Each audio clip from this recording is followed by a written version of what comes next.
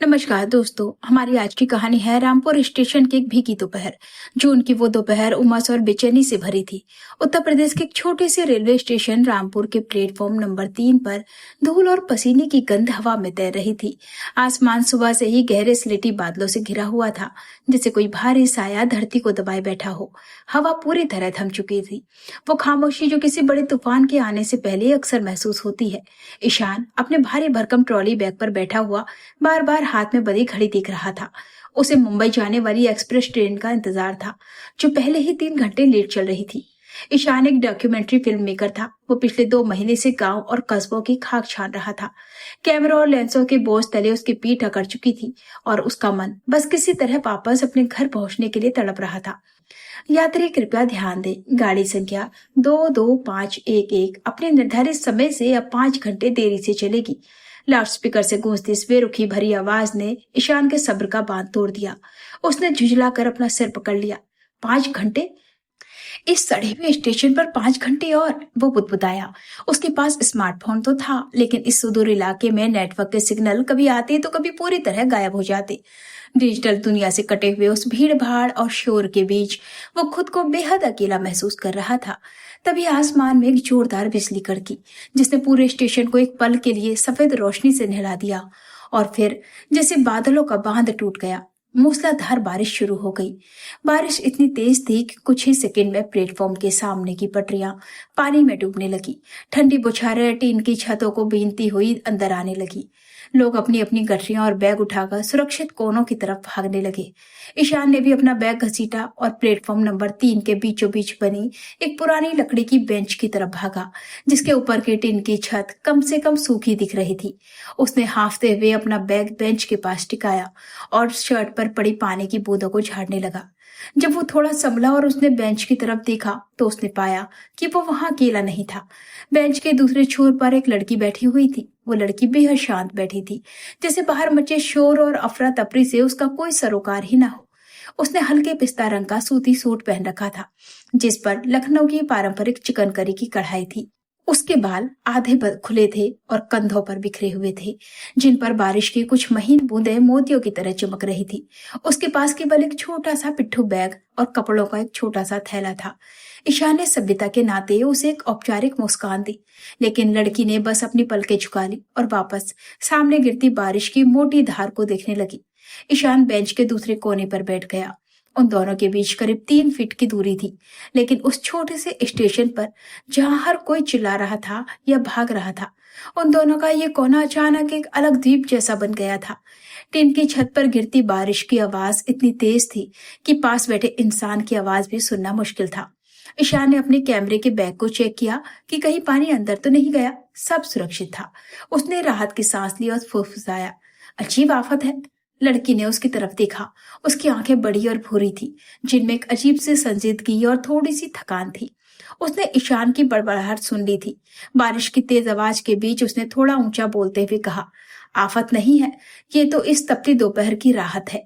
ईशान को उम्मीद नहीं थी कि वो उसकी बात का जवाब देगी। उसने अपनी टी शर्ट के भीगे हुए हिस्से को देखते हुए कहा, राहत? मैडम, इस राहत के चक्कर में मेरी ट्रेन 5 घंटे लेट हो गई है। मुझे आज रात तक मुंबई पहुंचना था।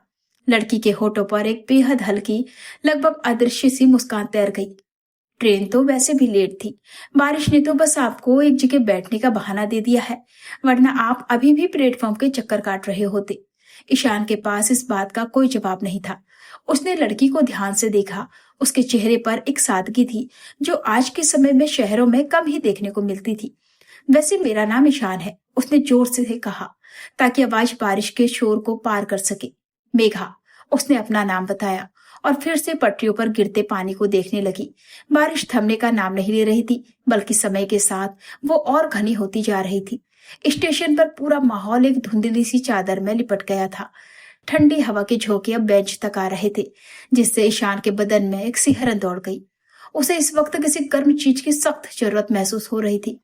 तभी प्लेटफॉर्म पर एक केतली की खड़खड़ाहट और एक जानी पहचानी आवाज गूंजी, चाय, गर्म चाय, अदरक वाली चाय। एक छोटा लड़का हाथ में लोहे के सांचे में चाय के गिलास रखे उनकी तरफ बढ़ा। ईशान ने उसे तुरंत रोका। छोटू, 2 चाय देना। उसने मेघा की तरफ देखा। आप पियेंगी? मेघा ने पहले तो मना करने के लिए सिर हिलाया, लेकिन फिर मौसम की ठंडक को देखते हुए कहा, ठीक है, चीनी कम रखना। लड़के ने कांच के 2 गिलासों में खौलती हुई गहरे भूरे रंग की चाय उड़ेली। चाय से उड़ती अदरक और इलायची की महक ने उस सीलन भरे स्टेशन की हवा को पल भर में खुशनुमा बना दिया। ईशान ने एक गिलास मेघा की तरफ बढ़ाया। जब मेघा ने गिलास लिया तो उसकी उंगलियां ईशान के अंगूठे से हल्के से छुई। वो स्पर्श बहुत छोटा था, लेकिन चाय की गर्मी से ज्यादा उस स्पर्श की गर्माहट ईशान के सीने में उतर गई। मेघा ने चाय का पहला घोट लिया और उसकी आंखें बंद हो गई। बहुत अच्छी है, उसने धीरे से कहा। रेलवे स्टेशन की चाय हमेशा अच्छी होती है, बस शर्त यह है कि बारिश हो रही हो। ईशान ने अपनी चाय का लुत्फ उठाते हुए कहा। आप फिल्म मेकर हैं? मेघा ने अचानक पूछा। उसकी नजर ईशान के बड़े कैमरा बैग पर थी, जिस पर एक मशहूर कैमरा ब्रांड का लोगो लगा था। हाँ, डॉक्यूमेंट्रीज बनाता हूँ, लोगों की कहानियां, बिसरते हुए शहर, लोक संगीत, यही सब। आपको कैसे पता चला? आपके बैग से, और जिस तरह आप कुछ देर पहले बारिश को नहीं बल्कि बारिश में भीगते और भागते हुए लोगों के चेहरों को देख रहे थे। एक आम आदमी सिर्फ बारिश देखता है, एक कलाकार इंसानों को देखता है। मेघा ने बड़ी सहजता से कहा। ईशान दंग रह गया। उसने अपनी पूरी जिंदगी में कई तारीफें सुनी थी, लेकिन किसी अजनबी ने उसे इतनी बारीकी से कभी नहीं समझा था। तुम बहुत गहरी बातें करती हो मेघा। तुम क्या करती हो? मेघा ने चाय के गिलास को अपने दोनों हाथों से पकड़ रखा था ताकि हथेलियों को गर्मी मिल सके। उसने एक लंबी सांस ली और कहा, मैं एक सरकारी स्कूल में पढ़ाती हूँ। रामपुर से थोड़ा दूर एक छोटा सा गांव है वहीं, और मैं यहाँ से भाग रही हूँ। भाग रही हो? ईशान ने पूछा। मेघा ने अपनी चाय का आखिरी घोंट पिया और गिलास को बेंच के नीचे रख दिया। हाँ, मेरे माता पिता का मानना है कि एक लड़की की जिंदगी का सिर्फ एक ही मकसद होता है, शादी। उन्होंने मेरे लिए एक लड़का चुना है जो बहुत अमीर है, लेकिन उसकी सोच बहुत संकीर्ण है। वो चाहता है कि मैं शादी के बाद नौकरी छोड़ दूं और घर की 4 दीवारी में रहूं। मैंने मना किया तो घर में कोहराम मच गया। आज सुबह बिना किसी को बताए मैं इस बैग के साथ निकल पड़ी। मुझे नहीं पता मैं कहाँ जा रही हूँ। मेरी ट्रेन अमृतसर जाने वाली है, जो प्लेटफॉर्म नंबर 2 पर आने वाली थी, लेकिन इस बारिश ने सब रोक दिया। ईशान उसकी इस कहानी सुनकर चुप हो गया। उसे एहसास हुआ कि जहां वो सिर्फ अपनी ट्रेन लेट होने से परेशान था, वहीं उसके बगल में बैठी लड़की अपनी पूरी जिंदगी के सबसे बड़े फैसले के चौराहे पर खड़ी थी। तुम्हें डर नहीं लग रहा? ईशान ने बेहद संवेदनशील आवाज में पूछा। मेघा ने ईशान की आंखों में देखा। उसकी भूरी आंखों में इस बार डर नहीं, बल्कि एक अदम्य साहस था। डर लगता है, कभी कभी बहुत लगता है। अकेले इस दुनिया में निकलना किसी लड़की के लिए आसान नहीं है, लेकिन उस घुटन भरी जिंदगी में घुट घुट कर मरने से बेहतर है कि मैं आजाद रहकर संघर्ष करूं। कम से कम ये जिंदगी मेरी अपनी तो होगी। ईशान के दिल में मेघा के लिए एक गहरा सम्मान पैदा हो गया। उसने महसूस किया कि ये लड़की सिर्फ खूबसूरत नहीं थी, उसके भीतर एक चट्टान जैसी ताकत थी। बारिश अब थोड़ी धीमी हो चुकी थी, लेकिन आसमान का मिजाज अभी भी भारी था। स्टेशन पर भीड़ थोड़ी कम हो गई थी। लोग वेटिंग रूम में चले गए थे। प्लेटफॉर्म नंबर 3 पर अब केवल ईशान, मेघा और दूर कोने में सोया हुआ एक कुत्ता था। तुम्हारी कहानी पर एक बहुत अच्छी फिल्म बन सकती है, ईशान ने माहौल को थोड़ा हल्का करने के लिए कहा। मेघा मुस्कुराई। इस बार उसकी मुस्कान पूरी और खिली हुई थी। तो बना लो, लेकिन मेरी कहानी का अंत अभी मुझे खुद नहीं पता। शायद अंत खूबसूरत होगा, ईशान ने कहा। उसका लहजा गहरा था। अगले 2 घंटे कैसे बीते उन दोनों को पता ही नहीं चला। ईशान ने मेघा को अपने सफर के किस्से सुनाए। कैसे वो एक बार असम के जंगलों में भटक गया था, कैसे उसने बनारस के घाटों पर पूरी पूरी रात जागकर साधुओं की जिंदगी को कैमरे में कैद किया था। मेघा बच्चों की तरह आंखें बड़ी करके उसकी बातें सुन रही थी। बदले में मेघा ने ईशान को अपने स्कूल के बच्चों की कहानियां सुनाई। उसने बताया कि कैसे एक छोटी सी बच्ची, जिसके पिता उसे पढ़ाना नहीं चाहते थे, रोज छिपकर उनके स्कूल की खिड़की के पास आकर बैठती थी ताकि अक्षरों को सीख सके। मेघा की बातों में इंसानी सरोकार और मोहब्बत कूट कूट कर भरी थी। बातें करते करते वे दोनों बेंच पर एक दूसरे के थोड़ा करीब होकर बैठ गए। ईशान को लगने लगा कि वो मेघा को आज से नहीं बल्कि बरसों से जानता है। उनके बीच का अजनबीपन पूरी तरह पिघल चुका था। जब मेघा हंसती थी तो उसके गालों पर पड़ने वाले छोटे से डिंपल को ईशान अपने कैमरे में नहीं बल्कि अपने दिल के सबसे सुरक्षित कोने में कैद कर रहा था। ईशान, मेघा ने अचानक उसकी आंखों में देखते हुए कहा, क्या तुम किस्मत पर यकीन करते हो? पहले नहीं करता था, ईशान ने बिना पलक झपकाए कहा, लेकिन इस दोपहर के बाद करने लगा हूं। अगर मेरी ट्रेन लेट नहीं होती, अगर ये बारिश नहीं होती, तो मैं कभी इस बेंच पर नहीं आता और मैं कभी तुमसे नहीं मिलता।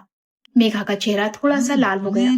उसने अपनी नजरें झुका ली, लेकिन उसके चेहरे की लालिमा गवाही दे रही थी कि जो एहसास ईशान के दिल में पनप रहा था, उसकी गूंज उसके भीतर भी थी।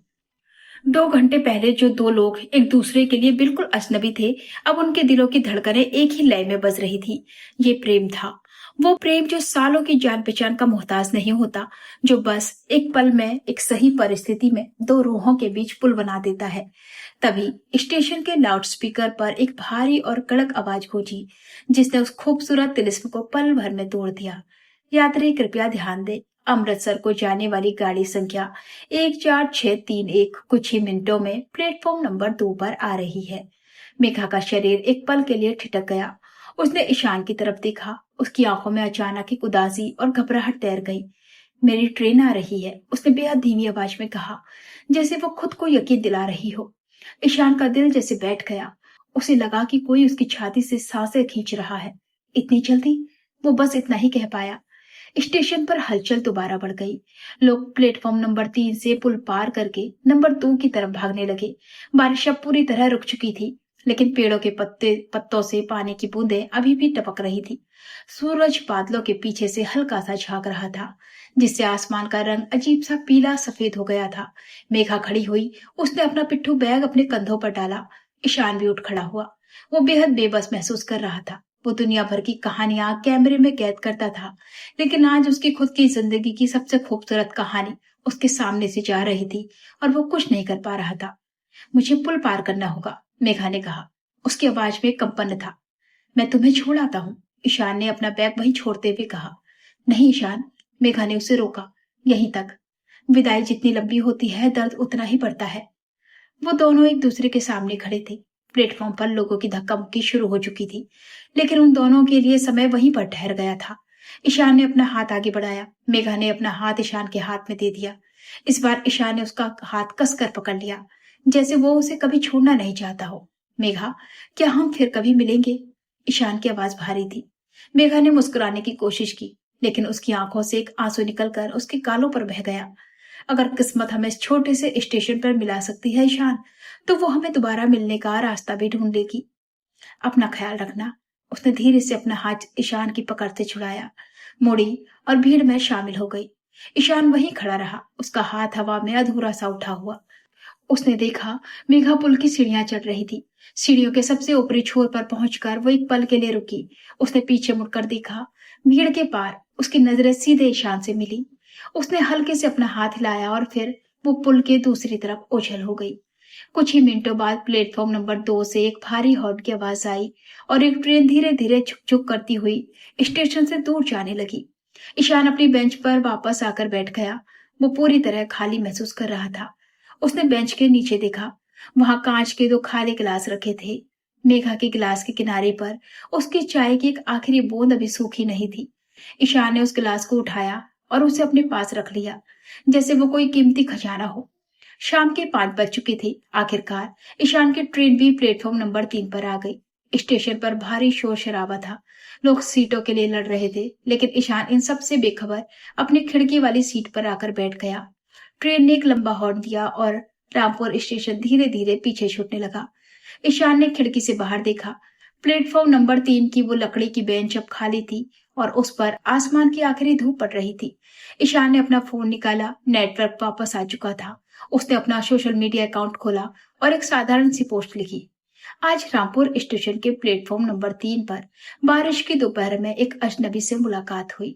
हमने सिर्फ 2 प्याली चाय साझा की और 2 घंटे बातें की। मुझे नहीं पता कि अब वो कहाँ है, लेकिन उसने मेरी जिंदगी की सबसे खूबसूरत कहानी लिख दी है।